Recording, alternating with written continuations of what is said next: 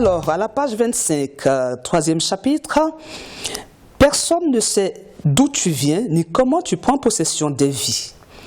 Il faut que tu le saches. Moi, mes amis, je l'ai choisi.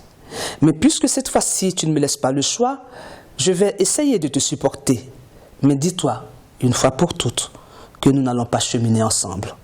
T'imposer à moi ne fait pas de toi un ami. C'est vrai que nous vivons côte à côte, mais nous ne vivons pas ensemble, nuance. Tout comme vivre à côté d'eux n'est point vivre aux côtés d'eux, nuance encore. Je vais donc te fixer mes règles et retiens une chose, ne l'oublie pas.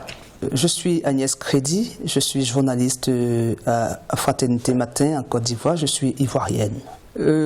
Déjà parce que je suis journaliste, donc par habitude j'écris, parce que je suis concerné par des sujets qui nous touchent dans notre intime être, donc forcément j'écris.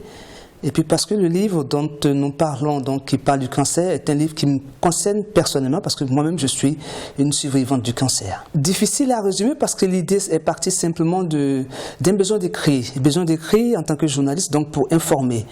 Besoin d'écrire pour faire savoir. Besoin d'écrire pour questionner une pathologie qui fait beaucoup de dégâts sur nos continents et dans le monde, mais dont on parle très peu chez nous. Alors je me suis dit, parler du cancer, c'est peut-être l'occasion, quand on est soi-même victime du cancer, de ne pas permettre à cette pathologie de nuire et de faire plus de dégâts qu'elle ne le fait déjà.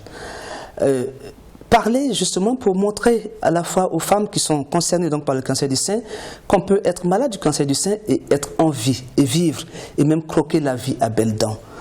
Donc parler surtout aussi pour dédramatiser, démystifier une pathologie, pour rendre les choses plus supportables et pour montrer que la vie, elle est belle si notre volonté nous pousse à la vouloir ainsi. Il n'y a pas besoin d'avoir un prochain livre pour s'inscrire dans un combat qui est celui que je mène contre le cancer, qui est un combat de longue haleine, qui est un combat permanent. Je parle d'ailleurs d'une croisade contre le cancer, parce que jusque-là, on nous parle de cancer, et quand les personnes qui sont touchées elles-mêmes personnellement ne sont pas visibles, on a l'impression que c'est une espèce de mythe.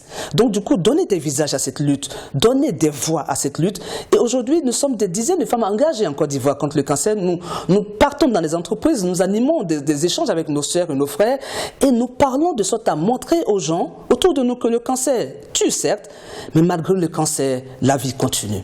Et donc c'est cela.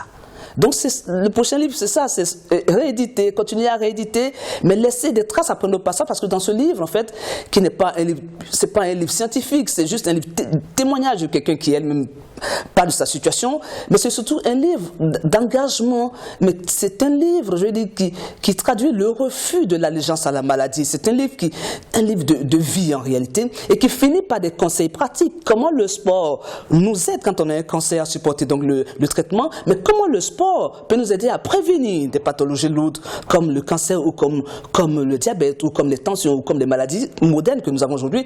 Le prochain, je verrai, je n'aurai pas toutes les maladies, donc peut-être je parlerai d'autres choses.